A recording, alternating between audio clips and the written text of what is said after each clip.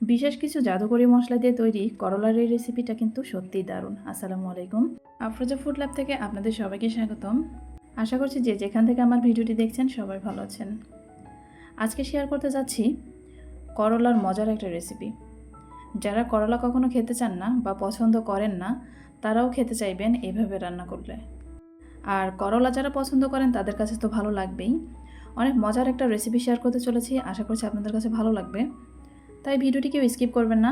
Skip করলে হয়তো বা কোনো কিছু মিস হয়ে যেতে পারে আর মজার করে এই রেসিপিটা তৈরি করতে পারবেন না। করলা যেভাবেই রান্না করা হোক, অনেকেই বলে যে করলা তিতা লাগে। আর করলা তিতা লাগার কিছু কারণ আছে, সেগুলো আমি আজকের ভিডিওতে বলবো কেন করলা তিতা লাগে। আর আজকের রেসিপি তৈরি করার জন্য এখানে বেশ কয়েকটা করলা নিয়ে ভালো করে ধুয়ে নিয়েছি। অফ ক্যামেরাতে ধুয়ে এদিকে চাকচাক করে কেটে নিয়েছি। একটু মোটা সাইজ করেই চাকচাক করে কেটে নিয়েছি, দেখেই হয়তো বা আপনারা বুঝতে পেরেছেন। সবগুলো করলাই কেটে নেওয়া হয়ে গেছে। এখন চুলায় একটি প্যান বসিয়ে দিয়েছি, আর প্যান কিছুটা গরম হয়ে আসলে এতে দিয়ে দিলাম সরিষার তেল। এখানে 2 থেকে 3 টেবিল চামচের মতো সরিষার তেল দিয়েছি। তেল কিছুটা গরম হয়ে আসলে এর মধ্যে দিয়ে দিব 1 চিমটি পরিমাণ লবণ আর 1 চিমটি পরিমাণ হলুদের গুঁড়া।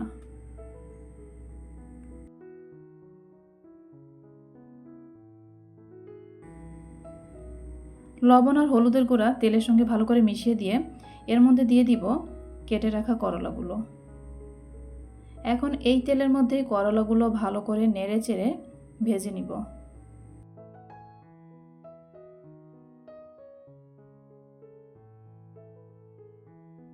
এখানে করলাগুলো লো মিডিয়াম আঁচে ভেজে নিব।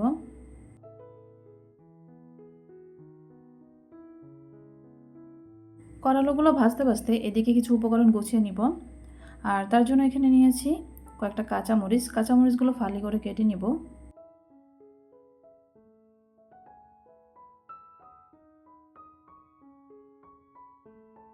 কাঁচামরিচগুলো কেটে নিয়েছি। এখন কেটে নিব বেশ কয়েকটা পেঁয়াজ। এখানে কয়েকটা পেঁয়াজ নিয়েছি। পেঁয়াজগুলো একটু ছোট সাইজ করে কেটে নিব।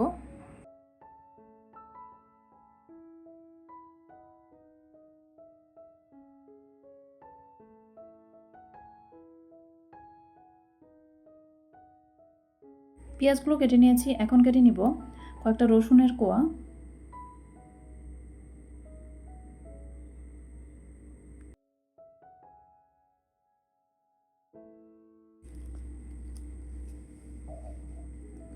রসুনগুলো কেটে নেওয়া হয়ে গেছে। এখন কেটে নিব আদা। এখানে আমি 1 টুকরো ছোট সাইজের আদা নিয়েছি। আদাগুলো ছোট করে কেটে নিব আর এগুলো দিয়ে একটা পেস্ট তৈরি করে নিব। এদিকে করলাগুলো প্রায় ভেজে নেওয়া হয়ে গেছে, আর একটু সময় ভেজে নিয়ে এগুলো নামিয়ে নিব। একদম কড়া করে ভাজবো না, কারণ এটা দিয়ে যেহেতু আমি এক ধরনের রেসিপি তৈরি করব, পুরোপুরি ভাজার দরকার নেই। ভেজে নেওয়া হয়ে গেছে। এখন একটা প্লেটে নিয়ে নিচ্ছি।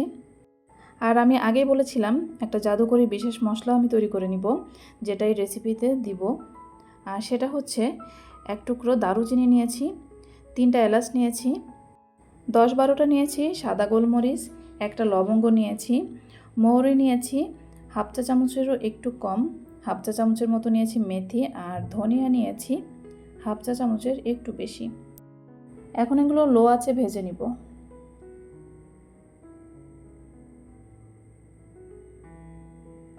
কিছু সময় ভেজে নেওয়ার পরে নামানোর কিছু সময় আগে দিয়ে দিলাম হাফ চা চামচেরও একটু কম জিরা।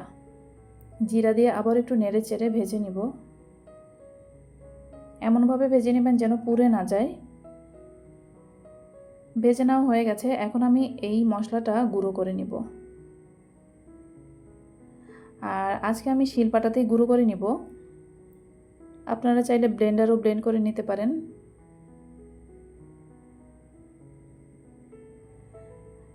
এই মশলার সঙ্গে নিয়ে নিলাম 2টা শুকনা মরিচ। শুকনা মরিচগুলো আমি শুকনা তাওয়ায় ঢেলে নিয়েছি। এখন এই সব মশলা একসঙ্গে বেটে গুঁড়ো করে নিব।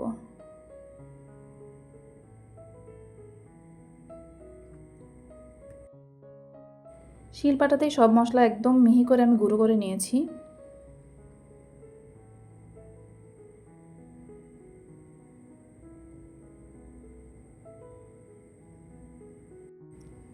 এখন এই শিলপাটাতেই বেটে নেব আদা, রসুন, পেঁয়াজ। এখানে নিয়েছি আদা এবং রসুন আর নিয়েছি পেঁয়াজ। আরও একটা উপকরণ নেব যেটা দিলে এই করলার টেস্ট অনেক গুণে বেড়ে যাবে, সেটা হচ্ছে নারিকেল কোড়া। এই নারিকেল কোড়া দিয়ে এই করলা রান্না করলে যে এতটা মজার হয় যেটা না বানালে বুঝতেই পারবেন না। আর এই বিশেষ উপকরণগুলো দেওয়ার কারণেই আজকের রেসিপিটা সত্যি অসাধারণ। নারিকেল, আদা, রসুন এবং পেঁয়াজ আমি একসঙ্গেই বেটে নিব।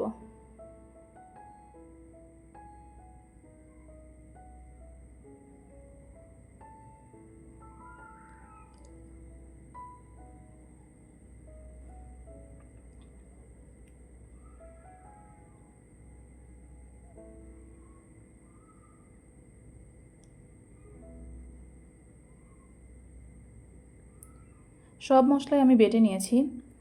এখন চুলায় একটি কড়াই বসিয়ে দিব। আর এই কড়াই কিছুটা গরম হয়ে আসলে এর মধ্যে দিয়ে দিব 1 চিমটি পরিমাণ জিরা আর দিয়ে দিব পেঁয়াজ কুচি। পেঁয়াজ কুচি আর জিরা দিয়ে একটু নেড়ে চেড়ে ভেজে নিব। ভিডিওটি দেখতে দেখতে যারা এই পর্যায়ে চলে এসেছেন এখনও একটা লাইক দেননি, লাইক দিতে ভুলে গেছেন, একটা লাইক দিয়ে আমার ভিডিওটি কন্টিনিউ করবেন। এখন দিয়ে দিলাম সেই মশলা যেটা আমি একটু আগেই বেটে নিয়েছি। একটু পানি দিয়ে এই মশলাটা কষিয়ে নিব যেন আদা রসুনের কাঁচা গন্ধটা চলে যায়।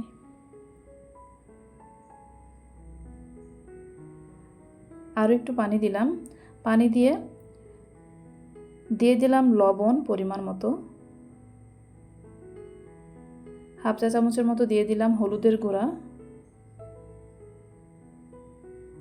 1 চা চামচের মতো দিয়ে দিলাম মরিচের গুঁড়া, 1/2 চা চামচেরও একটু কম দিয়েছি ধনিয়া গুঁড়া এবং জিরার গুঁড়া।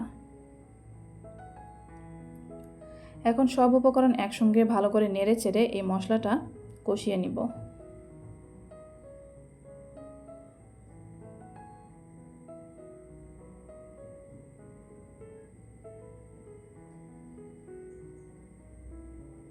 মশলা কষাতে কষাতে যখন মশলা থেকে কিছুটা তেল ছেড়ে দিবে তখন এর মধ্যে দিয়ে দিলাম ফালি করে কেটে রাখা কাঁচামরিচগুলো আর একটু পানি দিয়ে আবারও কষিয়ে নিব। আর যখন এই মশলাটা কষানো হয়ে যাবে তখন এর মধ্যে দিয়ে দিব একটু আগেই গুঁড়ো করে নিয়েছিলাম যে মশলাগুলো, তা থেকে 1/2 চা চামচের মতো দিয়ে দিলাম মশলা। সব উপকরণ দেওয়া এখানে কিন্তু শেষ নয়। এই রেসিপিটা রান্নার শেষের দিকে গিয়ে আরও একবার একটা উপকরণ দিব যেটা দিলে এর টেস্টটা অনেক গুণে বেড়ে যাবে। মশলা কষানো হয়ে গেলে এর মধ্যে দিয়ে দিলাম ভেজে রাখা করলাগুলো।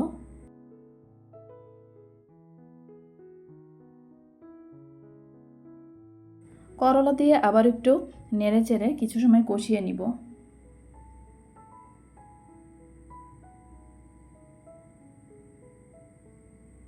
খুব বেশি সময় কষানোর প্রয়োজন নেই।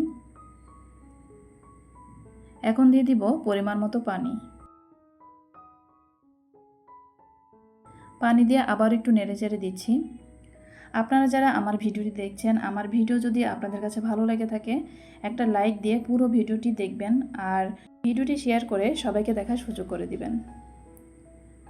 যারা আমার চ্যানেলে আজকে নতুন এসেছেন চাইলে আমার চ্যানেলটি কিন্তু সাবস্ক্রাইব করে রাখতে পারেন, কারণ আমার চ্যানেলে পেয়ে যাবেন সাধারণ জিনিস দিয়ে অসাধারণ সব রেসিপি আর পেয়ে যাবেন অনেক মজার মজার ইউনিক ভর্তা রেসিপি।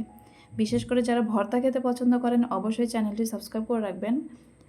আর এরকম মজার মজার রেসিপি প্রতিদিন পেতে অবশ্যই সাবস্ক্রাইব করে পাশে থাকা বেল আইকন প্রেস করে দেবেন যেন নতুন কোনো ভিডিও আপলোড করলে আপনাদের কাছে নোটিফিকেশন পৌঁছে যায়।